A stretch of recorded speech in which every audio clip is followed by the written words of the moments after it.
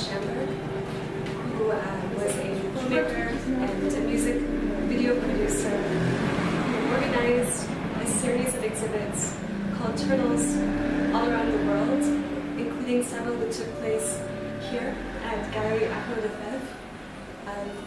Michael Schamberg était un réalisateur, un producteur des films, des clips vidéo, et il a organisé beaucoup d'expositions qui s'appelaient Turtle partout dans le monde, plusieurs à cette galerie, Galerie Arnaud Lefebvre, en 2011 et 2006. Oui, je sais comment il est. Les Turtles, première fois. même pas en 2006. And in this exhibit, artists contributed many different kinds of works from around the world, a lot of 2D work, film, performance, music. Les artistes venus du monde entier et ont contribué des œuvres sur mur, des films, des performances. Et il y avait des artistes très connus, très peu connus.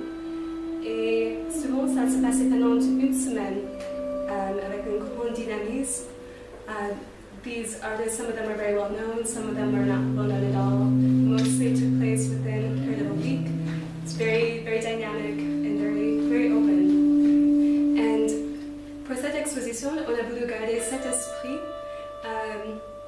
pour rendre hommage à Michael Schamberg. So we wanted to keep this spirit in honoring him. Alors on a invité des artistes qui ont participé dans des Turtles, des amis à Michael Schamberg, à contribuer des lettres, des cartes postales, des œuvres petites qu'on peut envoyer facilement aux autres expositions qui auront lieu à Londres, à New York.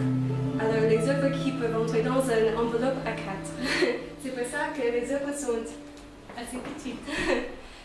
So we invited people to contribute letters, postcards, and small works of art that could be sent easily to other exhibits that will be held in honor of him in London and in New York.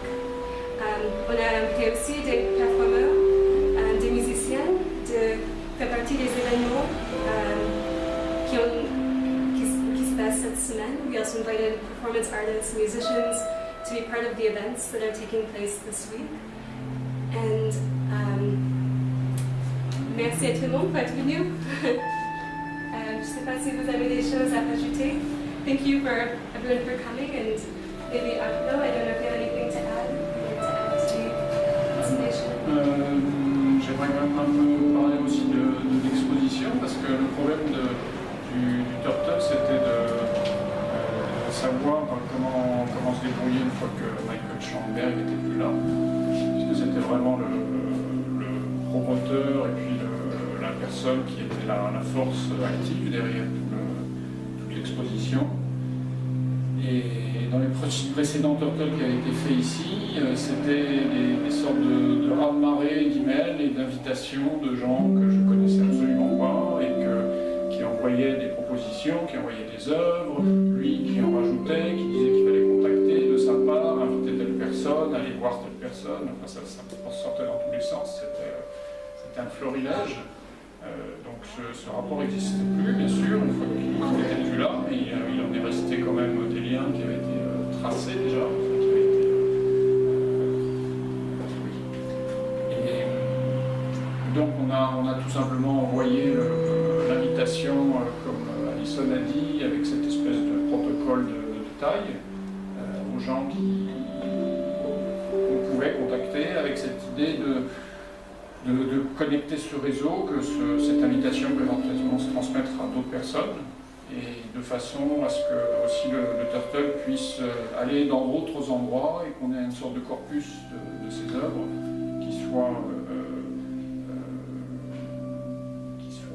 voyageable, qui soit en même temps cet hommage qui se continue et puis qui soit une force, l'énergie qui se continue aussi. Donc l'idée était d'avoir des œuvres qui soient aussi à vendre, parce qu'il y a quand même une réalité dans ce Turtle qui est est-ce que l'art peut exister tout seul, en dehors économique et de la façon dont une galerie fonctionne, de la façon dont un lieu d'exposition marche. Donc les œuvres sont à vendre. Dans les expositions précédentes, le Turtle était en général organisé par rapport à les problèmes de santé de Michael, et il y avait une petite partie du produit de la vente qui allait pour son bénéfice, pour être soigné, tout simplement.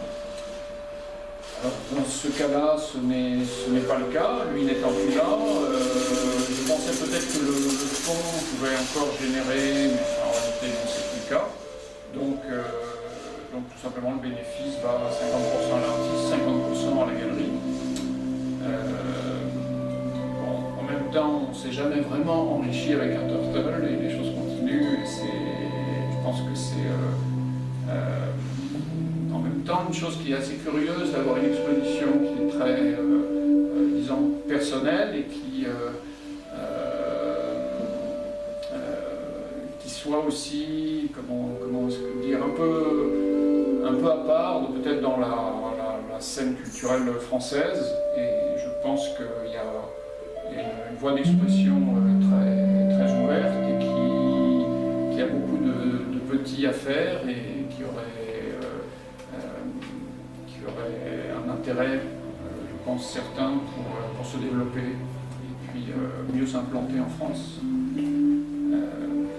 Donc l'exposition a été organisée avec ce qu'on a reçu, qui était un peu comment faire avec toutes ces œuvres qui arrivaient comme ça dans tous les sens. Donc il y a une espèce de réalité matérielle, de choses légères, et puis de choses plus lourdes, de choses faites à la main, de choses pas faites à la main. Donc on a commencé par tout encadrer, pour tout simplement donner un respect identique à chaque envoi, aussi bien une lettre que le reste, qui est aussi une œuvre qu'un dessin, qu'une peinture. Et puis, donc, une fois qu'on avait tout encadré, il y avait quelque chose qui était un peu compliqué. Enfin, il y a quelque chose qui était trop lourd. Donc, ça a été un premier obstacle. Et puis, on s'est dit, mais peut-être qu'il y a un rapport qui doit se faire directement avec le mur, d'un certain nombre de choses. Et tout ce qu'on a encadré, on l'a décadré. Et puis apparaissait quand même cette idée de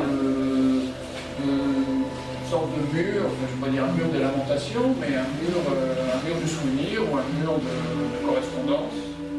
Donc c'était l'idée de ce mur, la correspondance de lettres de gens qui l'ont bien connu, ou d'images, qui peut être aussi un envoi dans son principe.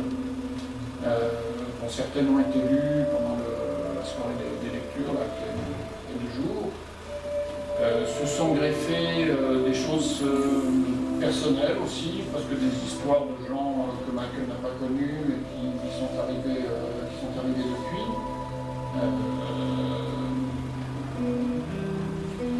Pour rentrer dans une intimité, une personne qui a fait la comptabilité de la galerie pendant très longtemps, qui est devenue une amie et qui est décédée. Ça, c'est aussi une chose qui est extraordinaire, c'est que le deuxième Turtle, mon père est décédé, et à ce Turtle-ci, cette amie proche est décédée. Alors, je ne sais pas si c'est une coïncidence, mais c'est la survie qui corporelle la Civil War. Donc il y a une petite référence à ça. Il y a des choses très, très diverses qui mélangent, qui imbriquent intimité et puis quelque chose de plus public, comme cette photo du premier Turtle qui a eu lieu au Chelsea Space à Londres et qui a démarré toute cette aventure. Alors il y a eu dans une autre catégorie de choses tout un petit ensemble d'œuvres qui venaient de Rachel Stella, qui a eu une galerie à Paris, qui avait fait des éditions, qui était en référence à la boîte de Marcel Duchamp. Et il y a comme ça dans son principe une espèce de cousinage ou de pré-Turtle, l'idée de vouloir réunir des expressions très différentes et les mettre dans un même lieu. Elle, en l'occurrence, c'était une édition, donc c'était Trois éditions qui à chaque fois réunissaient 10 artistes, pour la plupart quand même américains, et qui ont créé vraiment une forme particulière, soit poésie, soit journal, soit des médiums très divers, et qui se retrouvent dans une boîte, et son mari étant cinéaste, la meilleure boîte qu'il avait trouvée, c'était des boîtes de films. Voilà.